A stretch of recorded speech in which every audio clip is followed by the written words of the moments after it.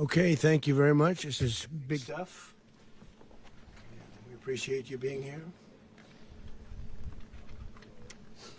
Late last night and early today, at my direction, the United States Armed Forces conducted an extraordinary military operation in the capital of Venezuela. Overwhelming American military power, air, land, and sea, was used to launch a spectacular assault. And it was an assault like people have not seen since World War II. It was a force against a heavily fortified military fortress in the heart of Caracas to bring outlaw dictator Nicolás Maduro to justice. This was one of the most stunning, effective, and powerful displays of American military might and competence in American history. And if you think about it, we've done some other good ones, like the attack on Soleimani, the attack on al-Baghdadi, and the obliteration and decimation of the Iran nuclear sites just recently in an operation known as Midnight Hammer, all perfectly executed and done. No nation in the world could achieve what America achieved yesterday, or frankly in just a short period of time. All Venezuelan military capacities were rendered powerless as the men and women of our military, working with U.S. law enforcement, successfully captured Maduro in the dead of night. It was dark. The lights of Caracas were largely turned off due to a certain expertise that we have. It was dark and it was deadly.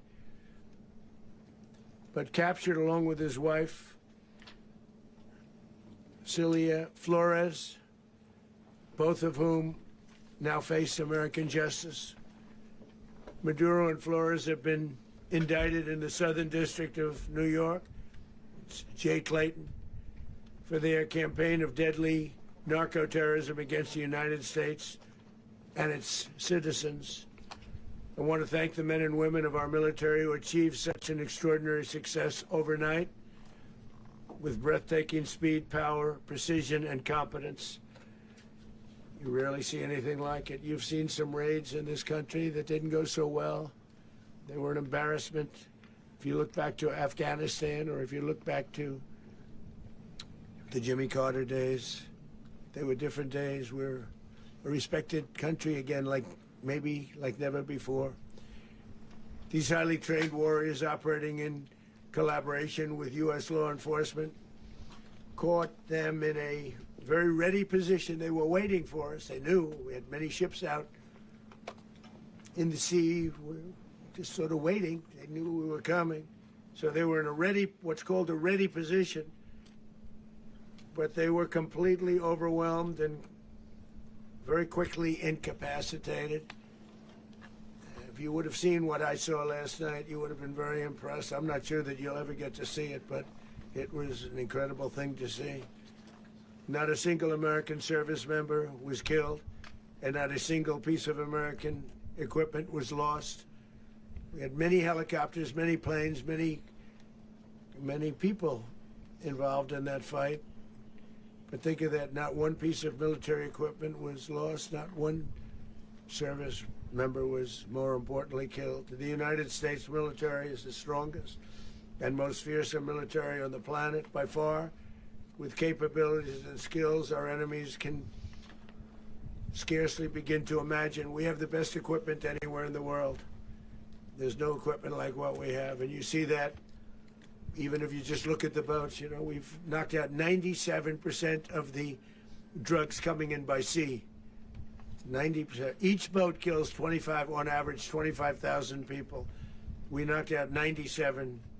And those drugs mostly come from a place called Venezuela.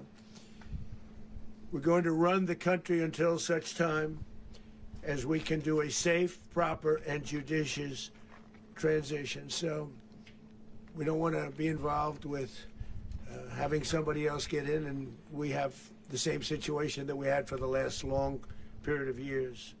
So we are going to run the country until such time as we can do a safe, proper, and judicious transition. And it has to be judicious because that's what we're all about. We want peace, liberty, and justice for the great people of Venezuela, and that includes many from Venezuela that are now living in the United States and want to go back to their country. It's their homeland. We can't take a chance that somebody else takes over Venezuela that doesn't have the good of the Venezuelan people in mind.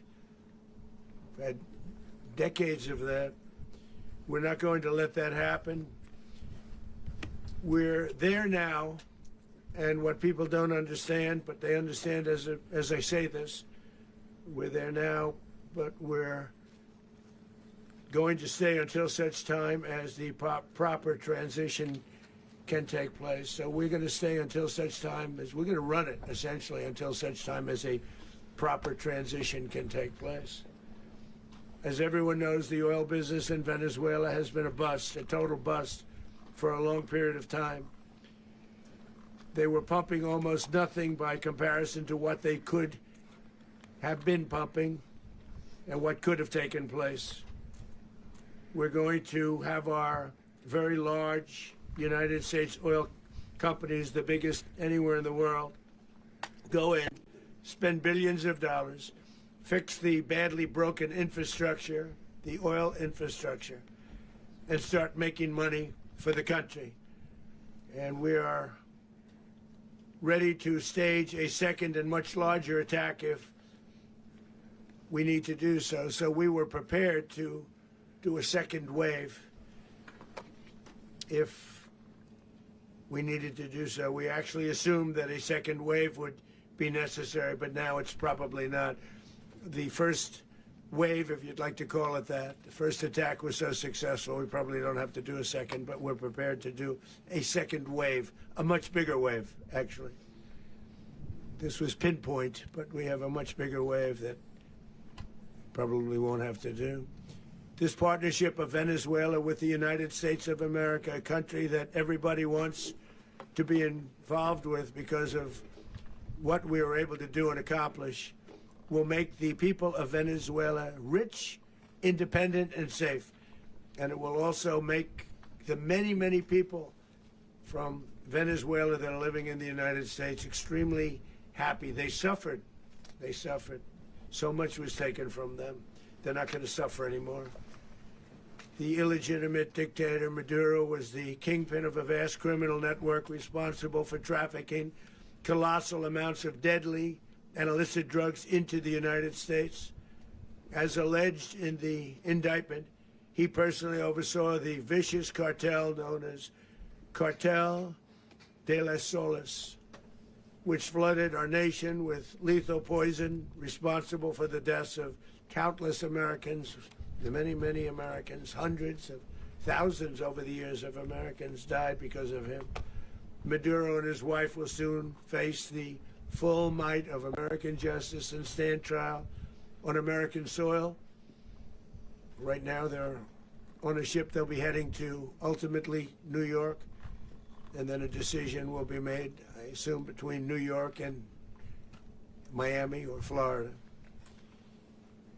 But we have people where the overwhelming evidence of their crimes will be presented in a court of law.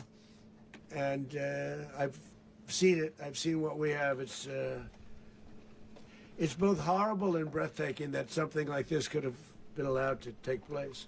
For many years after his term as president of Venezuela expired, Maduro remained in power and waged a ceaseless campaign of violence, terror, and subversion against the United States of America, threatening not only our people, but the stability of the entire region.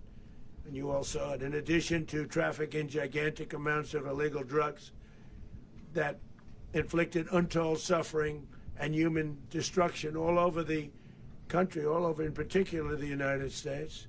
Maduro sent savage and murderous gangs, including the bloodthirsty prison gang, Tren de Aragua, to terrorize American communities nationwide, and he did indeed. They were in Colorado. They took over apartment complexes. They cut the fingers off people if they call police.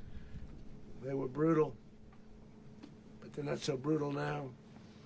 And I just have to congratulate our military, Pete and everybody, and our National Guard, because the job that they've done, whether it's in Washington, D.C., where we have a totally safe city, where it was one of the most unsafe cities anywhere in the world, frankly, and now we have no crime in Washington, D.C. We haven't had a killing. We had the terrorist attack a few weeks ago. A little bit of a different kind of a threat, but we haven't had a killing in a long period of time, 6, 7 months. We used to have two, on average, 2 a week in Washington, our capital. We don't have that anymore. The restaurants are opening. Everyone's happy. They're going, they're walking their daughters, they're walking their children, their wives, they walk to restaurants. Restaurants are opening all over Washington, D.C. So I want to thank the National Guard. I want to thank our military. And I want to thank law enforcement. Been amazing. And they should do it with more cities. We're doing it, as you know, and we're doing it in Memphis, Tennessee right now, and crime is down. We've just sort of started a few weeks ago, but crime is down now 77%.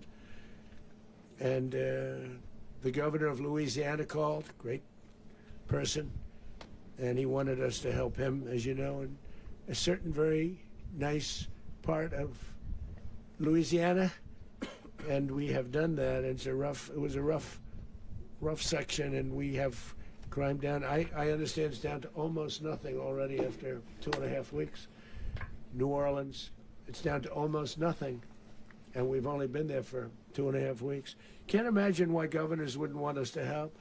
We also helped, as you know, in Chicago, and crime went down a little bit there. We did a very small help because we had no working ability with the governor. The governor was a disaster, and the mayor was a disaster, but it knocked down crime. But we're pulling out of there. When they need us, we'll know. You'll know. You'll be writing about it.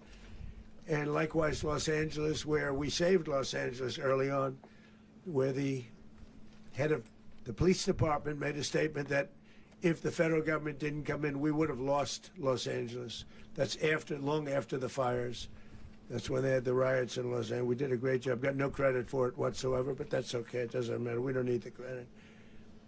But we'll be pulling out when they need us. They'll call, or we'll go back if we have to. We'll go back. But we did a great job in various cities. But the place that we're very proud of is Washington, D.C., because it's our nation's capital. We took it from being a crime-ridden mess to being one of the safest cities in the country. But the gangs that they sent raped, tortured, and murdered American women and children. They were in all of the cities I mentioned, Tren de Aragua. And they were sent by Maduro to terrorize our people, and now Maduro will never again be able to threaten an American citizen or anybody from Venezuela. There will no longer be threats. For years I've highlighted the stories of those innocent Americans whose lives were so heartlessly robbed by this Venezuelan terrorist organization. Really one of the worst. One of the worst, they say the worst. Americans like 12-year-old Jocelyn Nungari from Houston. Beautiful Jocelyn Nungari, what happened to her? They, as you know, they kidnapped, assaulted, and murdered by Tren de Aragua animals. They murdered Jocelyn and left her dead under the bridge. There was a bridge that will never be the same to so many people after seeing what happened.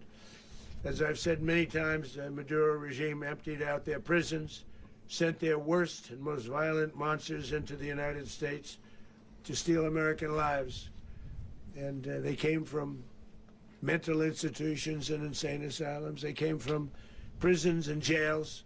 The reason I say both, they sound similar. Actually, prisons little bit more hostile, a little bit tougher. A mental institution isn't as tough as an insane asylum, but we got them both. They sent from their mental institutions, they sent from their jails, prisons.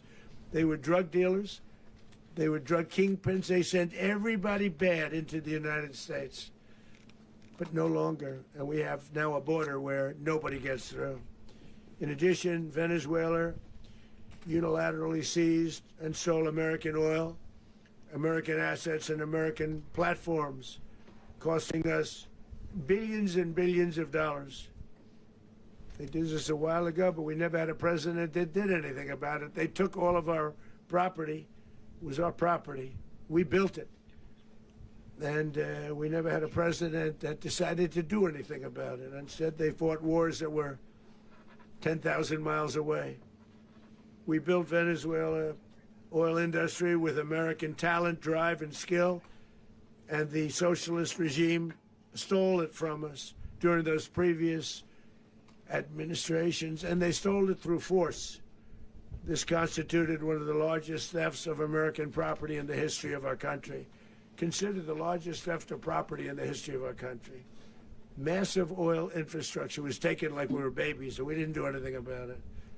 I would have done something about it. America will never allow foreign powers to rob our people or drive us back into and out of our own hemisphere. That's what they did. Furthermore, under the now deposed dictator Maduro, Venezuela was increasingly hosting foreign adversaries in our region and acquiring menacing offensive weapons that could threaten U.S. interests and lives. And they used those weapons last night. Potentially in league with the cartels operating along our border. All of these actions were in gross violation of the core principles of American foreign policy, dating back more than 2 centuries. And not anymore. All the way back, it dated to the Monroe Doctrines. And the Monroe Doctrine is a big deal. But we've superseded it by a lot. By a real lot. They now call it the Monroe Document. I don't know. It's Monroe Doctrine. We sort of forgot about it. It was very important, but we forgot about it. We don't forget about it anymore. Under our new national security strategy, American dominance in the Western Hemisphere will never be questioned again. Won't happen. So just in concluding, for decades, other administrations have neglected or even contributed to these growing security threats in the Western Hemisphere. Under the Trump administration, we are reasserting American power in a very powerful way in our home region. And our home region is very different than it was just a short while ago. The future will be, and we did this in my first term. We had great dominance in my first term, and we have far greater dominance right now. Everyone's coming back to us. The future will be determined by the ability to protect commerce and territory and resources that are core to national security. These are core to our national security. Just like tariffs are, they've made our country rich, and they've made our national security strong, stronger than ever before.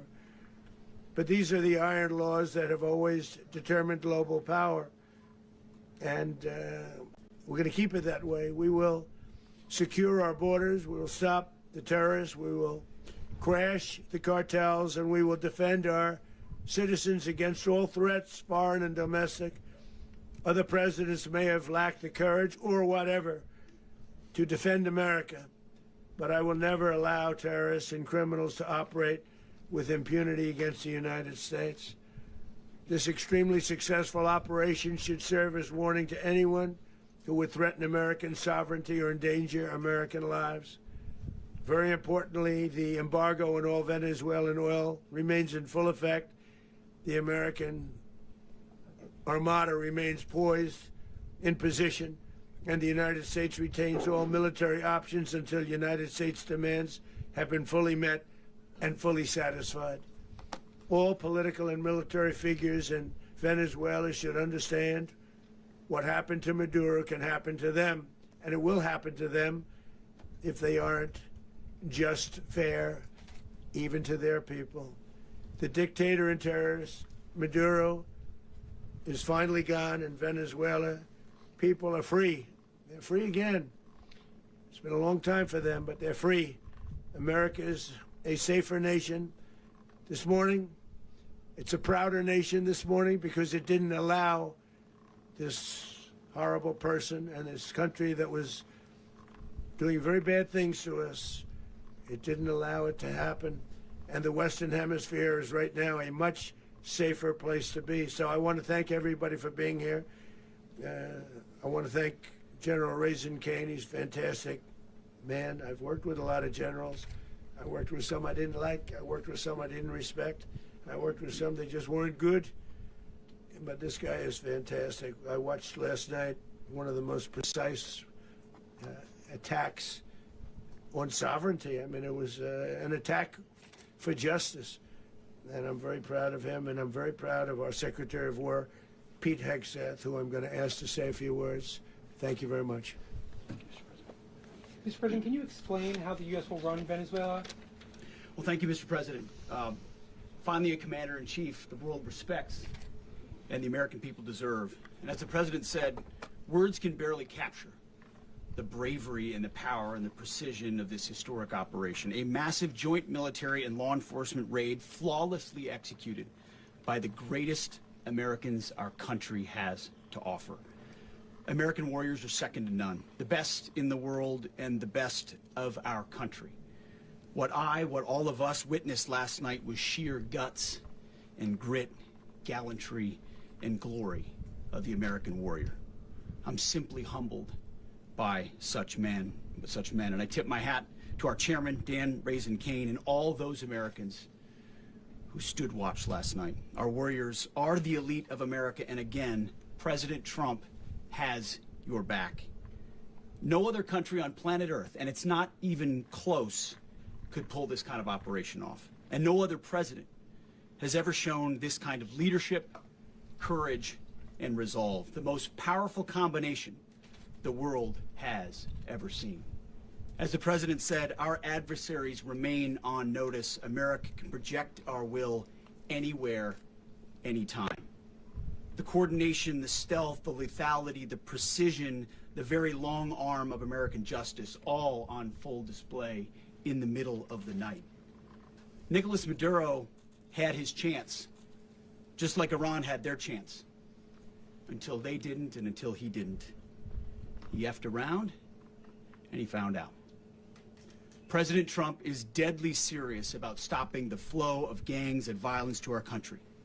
Deadly serious about stopping the flow of drugs and poison to our people. Deadly serious about getting back the oil that was stolen from us. And deadly serious about reestablishing American deterrence and dominance in the Western Hemisphere. This is about the safety, security, freedom, and prosperity of the American people. This is America first. This is peace through strength. And the United States War Department is proud to help deliver it. Welcome to 2026, and under President Trump, America is back. I'd like to welcome now our chairman, Chairman Raisin Kane, to give a few more details about the operation. Mr. Chairman.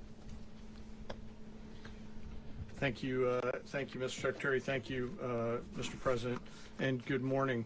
Last night, on the order of the President of the United States and in support of a request from the Department of Justice, as the President said, the United States military conducted an apprehension mission in Caracas, Venezuela, to bring to justice two indicted persons, Nicolás and Cilia Maduro.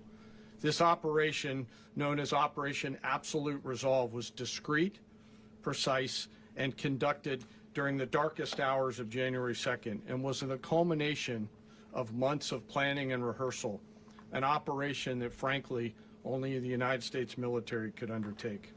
What I'd like to do this morning is talk to you through some of the preparation and the details without compromising any of our tactics, techniques, and procedures. There is always a chance that we'll be tasked to do this type of mission again.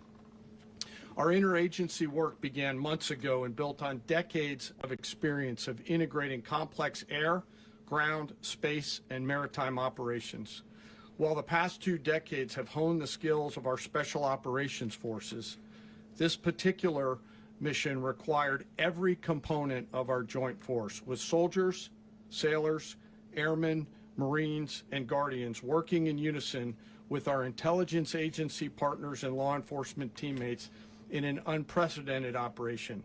We leveraged our unmatched intelligence capabilities and our years of experience in hunting terrorists, and we could not have done this mission without the incredible work by various intelligence agencies, including the CIA, NSA, and NGA. We watched, we waited, we prepared, we remained patient and professional. This mission was meticulously planned, drawing lessons from decades of missions over the last many years, many missions over these last many years. This was an audacious operation that only the United States could do. It required the utmost of precision and integration within our joint force. And the word integration does not explain the sheer complexity of such a mission. An extraction so precise it involved more than 150 aircraft launching across the Western Hemisphere in close coordination, all coming together in time and place to layer effects for a single purpose: to get an interdiction force into downtown Caracas while maintaining the element of tactical surprise. Failure of one component of this well-oiled machine would have endangered the entire mission, and failure is never an option for America's joint force. Those in the air over Caracas last night were willing to give their lives for those on the ground and in the helicopters. Let me talk a little bit about the preparation. After months of work by our intelligence teammates to find Maduro and understand how he moved, where he lived, where he traveled, what he ate, what he wore, what were his pets, in early December, our force was set pending a series of aligned events. Key was choosing the right day to minimize the potential for civilian harm and maximize the element of surprise, and minimize the harm to the indicted personnel, so as the President said, they could be brought to justice. And as the President said earlier today, weather in Venezuela is always a factor this time of the year. And over the weeks through Christmas and New Year's, the men and women of the United States military sat ready, patiently waiting for the right triggers to be met and the President to order us into action. Last night, the weather broke just enough, clearing a path that only the most skilled aviators in the world could maneuver through. Ocean, mountain, low cloud ceilings, but when tasked with a mission, this organization does not quit. At 10:46 p.m. Eastern Time last night, the President ordered the United States military to move forward with this mission. He said to us, and we appreciate it, Mr. President, good luck and Godspeed. And those words were transmitted to the entire joint force. Over the course of the night, aircraft began launching from 20 different bases on land and sea across the Western Hemisphere. In total, more than 150 aircraft, bombers, fighters, intelligence, reconnaissance, surveillance, rotary wing were in the air last night. Thousands and thousands of hours of experience were airborne. Our youngest crew member was 20, and our oldest crew member was 49, and there's simply no match for American military might. As the night began, the helicopters took off with the extraction force, which included law enforcement officers, and began their flight into Venezuela at 100 feet above the water. As they approached Venezuelan shores, the United States began layering different effects provided by Spacecom, Cybercom, and other members of the interagency to create a pathway. Overhead, those forces were protected by aircraft from the United States Marines, the United States Navy, the United States Air Force, and the Air National Guard. The force included F-22s, F-35s, F-18s, EA-18s, E-2s, B-1 bombers, and other support aircraft, as well as numerous remotely piloted drones. As the force began to approach Caracas, the Joint Air Component began dismantling and disabling the air defense systems in Venezuela, employing weapons to ensure the safe passage of the helicopters into the target area. The goal of our air component is, was, and always will be to protect the helicopters and the ground force and get them to the target and get them home. As the force crossed the last point of high terrain where they'd been hiding in the clutter, we assessed that we had maintained totally the element of surprise. As the helicopter force ingressed towards the objective at low level, we arrived at Maduro's compound at 1:01 a.m. Eastern Standard Time, or 2:01 a.m. Caracas local time, and the apprehension force descended into Maduro's compound and moved with speed, precision, and discipline towards their objective, and isolated the area to ensure the safety and security of the ground force while apprehending the indicted persons. On arrival into the target area, the helicopters came under fire, and they replied with that fire with overwhelming force in self-defense. One of our aircraft was hit but remained flyable, and as the President said earlier today, all of our aircraft came home, and that aircraft remained flyable during the rest of the mission. As the operation unfolded at the compound, our air and ground intelligence teams provided real-time updates to the ground force, ensuring those forces could safely navigate the complex environment without unnecessary risk. The force remained protected by overhead tactical aviation. Maduro and his wife, both indicted, gave up and were taken into custody by the Department of Justice, assisted by our incredible U.S. military with professionalism and precision, with no loss of U.S. life. After securing the indicted persons, the force began to prep for departure. Helicopters were called in to exfiltrate the extraction force, while fighter aircraft and remotely piloted aircraft provided overhead coverage and suppressive fire. There were multiple self-defense engagements as the force began to withdraw out of Venezuela. The force successfully exfiltrated and returned to their afloat launch bases, and the force was over the water at 3:29 a.m. Eastern Standard Time with indicted persons on board. And both Maduro and his wife were embarked aboard the USS Iwo Jima. In closing, what we've witnessed today is a powerful demonstration of America's joint force. We think, we develop, we train, we rehearse, we debrief, we rehearse again and again, not to get it right, but to ensure that we cannot get it wrong. Our jobs are to integrate combat power so when the order comes, we can deliver overwhelming force at the time and the place of our choosing against any foe anywhere in the world. I am immensely proud today of our joint force and filled with gratitude to represent them here today. There is simply no mission too difficult for these incredible professionals and the families that stand by them and support them.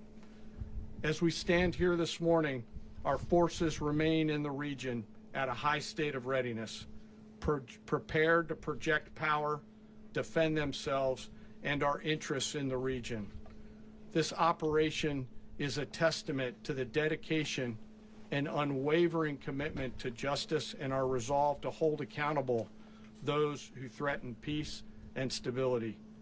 In closing, I want to express my heartfelt gratitude to the brave men and women who executed this mission. Their courage and tireless commitment to our nation are what makes us strong. Thank you, Mr. Secretary, and thank you, Mr. President. Thank you Well, I don't have much to add to what you've heard now, other than the following points. Nicolás Maduro was indicted in 2020 in the United States. He is not the legitimate president of Venezuela. That's not just us saying it. The first Trump administration, the The Biden administration, the second Trump administration, none of those three recognized him. He's not recognized by the European Union and multiple countries around the world. He is a fugitive of American justice with a $50 million reward, which I guess we saved $50 million. And We should make sure. yeah, exactly. But Don't let anybody claim it. Nobody deserves it but us. But I want to be clear about one thing. Nicolás Maduro had multiple opportunities to avoid this. He was provided multiple very, very, very generous offers and chose instead to act like a wild man, chose instead to play around. And the result is what we saw tonight.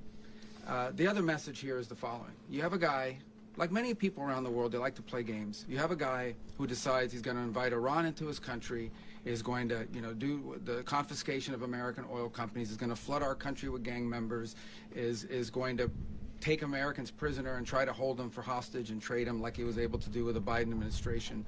Basically likes to play games all this time and thinks nothing's going to happen. And I hope what people now understand is that we have a president. The 47th president of the United States is not a game player. When he tells you that he's going to do something, when tells you he's going to address a problem, he means it. He actions it. I can tell you, I've watched this process now for 14, 15 years, been around it. Everybody talks. I'm going to do this. I'm going to do that. When I get there, we're going to do this. We're going to take. This is a president of action. Like, I don't understand yet how they haven't figured this out. And now, if you don't know, now you know. Because this is the way it's going to play out. And I think people need to understand that this is not a president that just talks and does letters and press conferences. And, if he says he's serious about something, he means it. And this is something that was a direct threat to the national interest of the United States. And the president addressed it.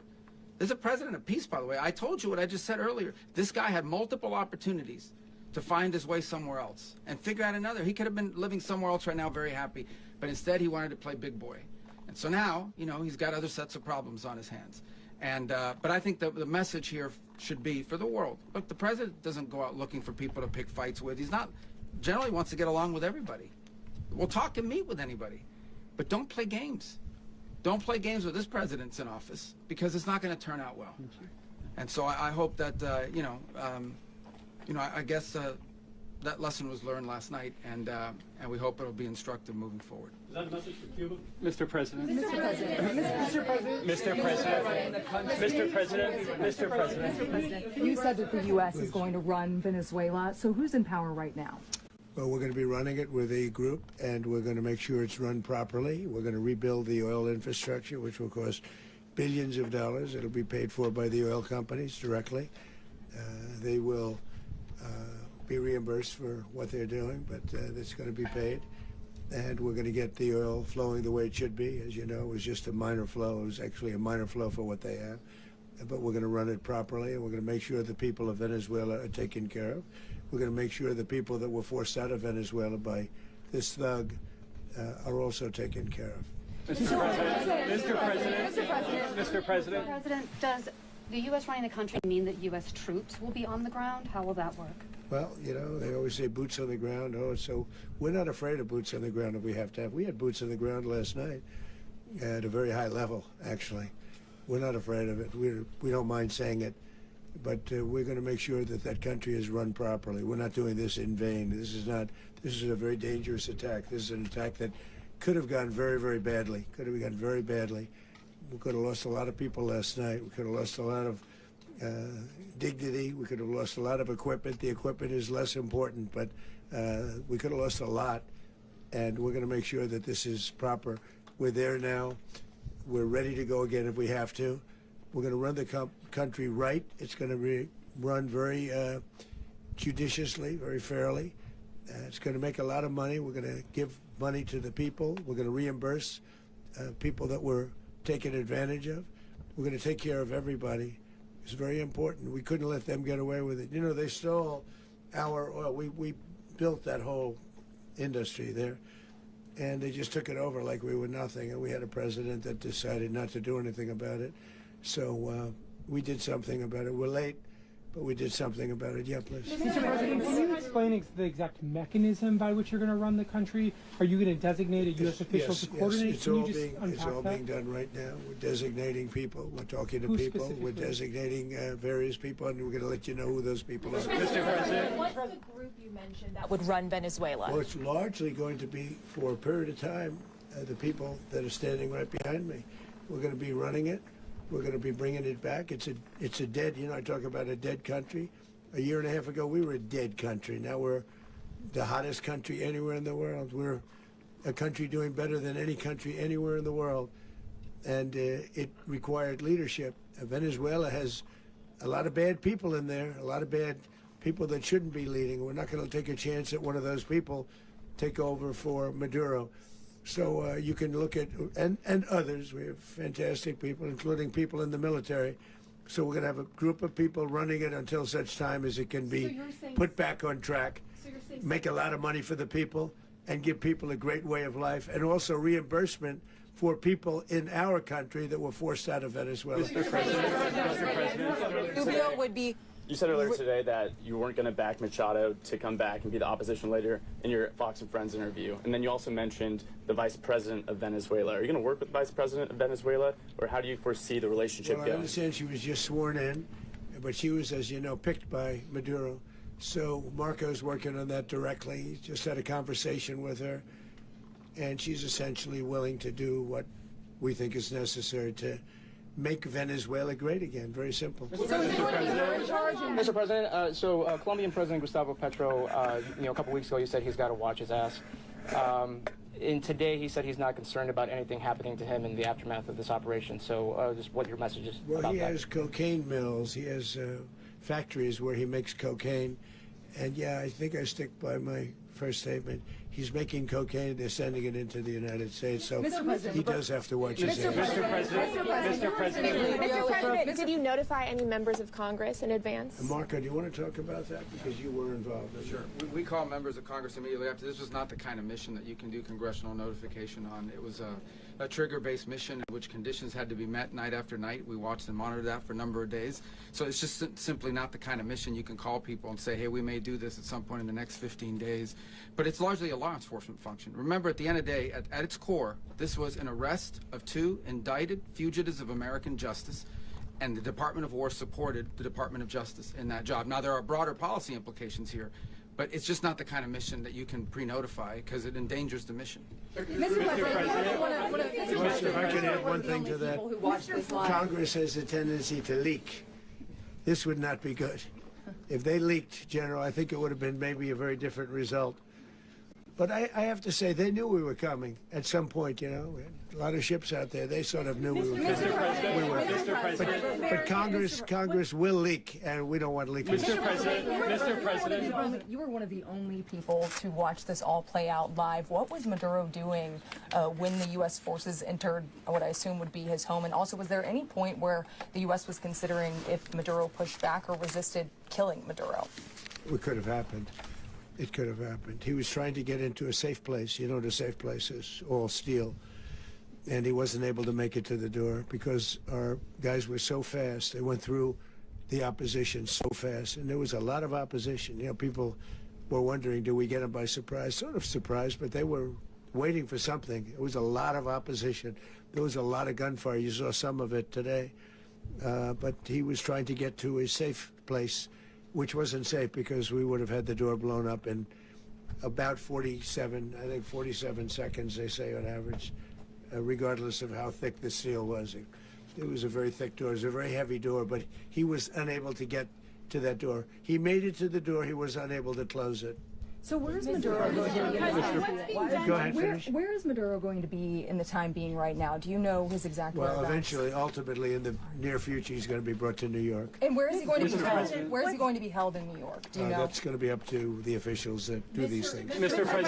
President, the U.S. has something of a mixed track record of ousting dictators without necessarily a plan for what comes afterwards. Not with Did me, that though. weigh on your decision Well, that's making? why we had different precedents, but with me, that's not true. With me, we've had a perfect track record of winning. We win a lot, and we win. If you look at Soleimani, you look at al-Baghdadi, you look at the Midnight Hammer. Midnight Hammer was incredible. Right now, you wouldn't have peace in the Middle East. We have essentially peace in the Middle East because of that. If we weren't successful with Midnight Hammer, you wouldn't have peace in the Middle East. So With me, you've had a lot of victory. You've had only victories. You've had no losses. Yeah. Mr. President, can you? How long do you expect the U.S. to run Venezuela, and how soon do you want the Venezuelan people to hold elections? So I'd like to do it quickly, but it takes a period of time. You know, we're rebuilding. We have to rebuild their whole infrastructure. The infrastructure is rotted.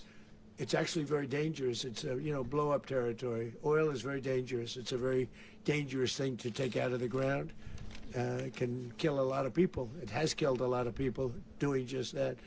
The infrastructure is old. It's rotted. Much of it is stuff that we put there 25 years ago, and we're going to be replacing it. And we're going to take a lot of money out so that we can take care of the country. Are you saying that Secretary Rubio and Mr. President, China, Russia, and Iran have interests in Venezuela. How does this operation affect your relationships with them when it comes to the oil and drugs? In terms of China and Russia, Russia when we get things straightened out. But in terms of other countries that want oil, we're in the oil business. We're going to sell it to them. We're not going to say we're not going to. In other words, we'll be selling oil. Probably in much larger doses because they couldn't produce very much because their infrastructure was so bad. So we'll be selling large amounts of oil to other countries, many of whom are using it now, but I would say many more will come. Are you saying that, Mr. President, are you saying that? Oh. Mr. President, thank you. What is your message to the people of Venezuela today? Of course, the civilian population specifically, they have a lot of questions. What is your message to the people of Venezuela? That you're going to have peace, justice. You're going to have some of the riches that you should have had for a long period of time. It was stolen from you. But you're going to have peace and you're going to have safety. You're going to have justice. You're going to have a country. You're going to have a real country. You're going to have potentially a great country. You know, if you go back 20 years, maybe even a little longer ago, that was a great country. And they destroyed it. Remember I said that if we lose this election, the United States will be Venezuela on steroids. That's what would have happened. Had we lost the election, the 2024 election, we suffered so badly. When you look at the border from 2020, what they did, what Joe Biden administration did to our country should never be forgotten. But if we had to go through another year of that, we would be exactly where Venezuela was in terms of, I used to say, if they win, we're going to be Venezuela on steroids, and that's what would have happened. President, thank you. Are you saying that Secretary Hegseth and Rubio are going to be running Venezuela, and will you be sending in U.S. military troops to provide? They're going to be a team that's working with the people of Venezuela to make sure that we have Venezuela right. Because for us to just leave, who's going to take over? I mean, there is nobody to take over. You have a vice president who's been appointed by Maduro. And right now she's the vice president, and she's, I guess, the president. She was sworn as president just a little while ago. She had a long conversation with Marco, and she said, we'll do whatever you need. I think she was quite gracious, but she really doesn't have a choice. We're going to have this done right. We're not going to just do this with Maduro, then leave like everybody else, leave and say, let it go to hell. If we just left, it has zero chance of ever coming back. We'll run it properly. We'll run it professionally. We'll have the greatest oil companies in the world go in and invest billions and billions of dollars and take out money, use that money in Venezuela. And the biggest beneficiary are going to be the people of Venezuela. And also, I can't stress this strongly enough, the people that got thrown out of Venezuela that are now in the United States, and frankly, some want to stay, and some probably want to go back. Yeah. So, Mr. President, what is being done to protect Americans in the country, and were any of the detained Americans Well, right now they're rescued very last protected night? because nobody's going to mess with us. They're very protected. The people of, and we let them know that you better not touch one of them. Are you concerned that bad elements of the Maduro regime will remain in place? Well, we know who they are. We're on them, and they're acting much differently now than they would have acted 2 days ago. And what can you okay, say wait, about behind you, please. Mr. President, why is running a country in South America America first? Well, I think it is because we want to surround ourselves with good neighbors. We want to surround ourselves with stability. We want to surround ourselves with energy. We have tremendous energy in that country. It's very important that we protect it. We need that for ourselves. We need that for the world. And we want to make sure we can protect it. Mr. President, on oil? Yes, sir. Please, go ahead. Yeah, is there a message here for Cuba and Diaz-Canel? Well, Cuba's an interesting case. Cuba is, not doing very well right now. That system has not been a very good one for Cuba. The people there have suffered for many, many years. And I think Cuba is going to be something we'll end up talking about, because Cuba is a failing nation right now, very badly failing nation. And we want to help the people. It's very similar in the sense that we want to help the people in Cuba, but we want to also help the people that were forced out of Cuba and living in this country. Do you want to say something about that, Marco, please? Well, I mean, I just gave you a statement a few minutes ago about, you know, when the president speaks, you should take him seriously. So, suffice it to say, you know, Cuba is a disaster. It's run by incompetent, senile men, and in some cases, not senile, but incompetent nonetheless. It has no economy. It's in total collapse. And by the way, you know, they were, you know, all the guards that helped protect Maduro, this is well known, their whole spy agency, all that were full of Cubans. I mean, they basically, it's amazing. This poor island took over Venezuela in some cases. One of the biggest problems the Venezuelans have is they have to declare independence from Cuba. They tried to basically colonize it from a security standpoint. So, yeah, look, if I lived in Havana and I was in the government, I'd be concerned, at least a little bit. Are you cutting off the oil flow to Cuba from Venezuela? Well, the president already announced a week ago that anything that's sanctioned, it's sanctioned oil, it's not going to be allowed to get there. So that's an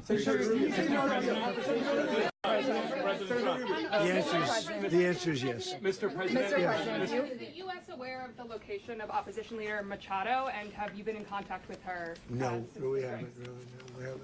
Mr. President, on Monday. Oh, I think it would be very tough for her to be the leader. She doesn't have the support within, or the respect within the country. She's a very nice woman, but she doesn't have the respect. Mr. President, is it possible that the U.S. ends up administrating Venezuela for years? You know, well, you know, it won't cost us anything because the money coming out of the ground is very substantial, so it's not going to cost us anything. So the U.S. isn't going to dedicate any money to... Well, we want safety there. We want to be surrounded by countries that aren't housing all of our enemies all over the world. That's what was happening, and you don't want to have that. But we're going to be rebuilding, and we're not spending money. The oil companies are going to go in. They're going to spend money. We're going to take back the oil that, frankly, we should have taken back a long time ago. A lot of money is coming out of the ground. We're going to get reimbursed for all of that. We're going to get reimbursed for everything that we spend. So it's going to be a very important. This is a very big evening that took place last night. We have to be surrounded by safe, secure countries, and we also have to have energy. Very important. We have to have energy that's real energy, not where they're getting 4% and 5% of the energy out of the ground. You take a look, it was such a disaster. So what's going to happen with Venezuela, I think, over the next period of a year is going to be a great thing. And the people of Venezuela will be the biggest beneficiaries. Mr. President, on Monday, U.S. military. Mr. President, thank you. What did you last speak to Maduro about when you spoke? And is the Well, I don't want to get into the conversations, but I did have conversations with him, and I said, you got to surrender. And I actually thought he was pretty close to doing so, but now he wished he did, yeah. Mr. President, can you explain, you said that Maduro is responsible for drug trafficking. You recently pardoned the former president of Honduras who was convicted on many drug trafficking. Can you explain how these two situations are different? And would you ever pardon Maduro? I endorsed, as you know, the winning president, the man who won in Honduras. I endorsed the man who won in Chile. I endorsed the man who won in Argentina. And we are doing very well with that whole group. What the man that I pardoned was, if you could equate it to us, he was treated like the Biden administration treated a man named Trump. That didn't work out too well for them. This was a man who was persecuted very unfairly. He was the head of the country. He was persecuted very unfairly. And there are a number of them. And we felt that it was a very unfair situation that happened to him. He's also a party member of the man who won. So obviously the people liked what I did. And one of the reasons that was done is because of the fact that the party in power felt very strongly that that man was treated very badly. I studied it very quickly, and then I studied it in great detail. I went to a lot of the people standing behind me, and they felt that that man was persecuted and treated very badly. That's why I gave him a pardon. Mr. President, you referenced boots on the ground earlier. Can you just sort of button this up? Do you envision the U.S. military having a presence in Venezuela as the U.S. runs that country? No, we're going to have a presence in Venezuela as it pertains to oil, because we have to have, we're sending our expertise in. So you may need something, not very much. But no, we're going to be taking out a tremendous amount of wealth out of the ground. and that wealth is going to the people of Venezuela and people from outside of Venezuela that used to be in Venezuela. And it goes also to the United States of America in the form of reimbursement for the damages caused us by that country. So I want to thank you all very much. Thank you. Do you have one? Yes, please. You were so nice before. I'm going to give you the final question. Go Thank ahead. you, Mr. Unless it's a President. bad question, in It's which about case I'll Putin. go one more. It's about who? It's about Putin, if you want. About Putin. Well, okay. that's always nice. You had to a talk phone. about Putin. You had a phone call with him Yeah. on Monday. Did he talk at all about Maduro? Did y'all talk about this? No, we didn't. And We then- never spoke about Maduro. Are you mad at him right now? I mean, there's this I'm not intelligence. thrilled with Putin. I'm not thrilled with Putin. He's killing too many people. There was that I intelligence. thought that would be so. I settled 8 1/4 war. You know what the 1/4 was? Thailand and Cambodia. I did it again. They broke out, and I did it in about 5 hours, and I settled it. I'm giving myself 1/4, so I'm up to now 8 1/4. In other words, I settled the war, but then they broke out. They had a pretty bad breakout over the last 4 days. I got them to go back to peace. So I only give 1/4. I thought the easiest one would be, one of the easier ones would be Russia, Ukraine. It's not. And they both have done some pretty bad things. And look, that's Biden's war. That's not my war. But I want to stop the lives. Did you see where last month, 30,000, it was 27,000 the month before. 30,000, mostly soldiers, were killed this last month. 30,000. I want to stop that. You know, I got NATO to pay 5% instead of the 2% that they weren't paying. They weren't paying 2, now they pay 5. And we send them a lot of munitions, we send them a lot of things, missiles and various other things, a lot. And they pay. The United States is not losing money. We're probably making money on that. It's the last thing I care about. I just want to stop all those people. We're losing 25, 30,000 human beings that come from 2 places that are very far away. But if I can stop, because it's something I've been pretty good at doing, deals, I guess. It's all a deal. Life is a big deal. But if I can stop that war and stop 30,000 young people, in addition to the fact that people are being killed in Kiev, people are being killed in other cities, you know, a much smaller number, but they're being killed, viciously killed. So I'm not happy about it. I thought that would be something that would get solved.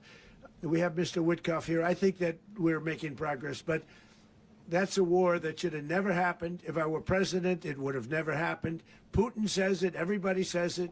If I were president, that would have never happened. But I inherited that war. That was Joe Biden, Zelensky, and Putin. I came into the situation, and it's a mess. And I will say this. I watched an operation last night that was so precise, that was so brilliant. I mean, it was incredible. If we had our people, like this general and our people involved, that war would not have gone on very long, that I can tell you. You told me That war, to use an old term, that war has become a bloodbath, and we want it to get stopped. Thank you very much. Are you concerned a rogue Venezuelan general can take over the country? Can you talk about your conversation with the vice president?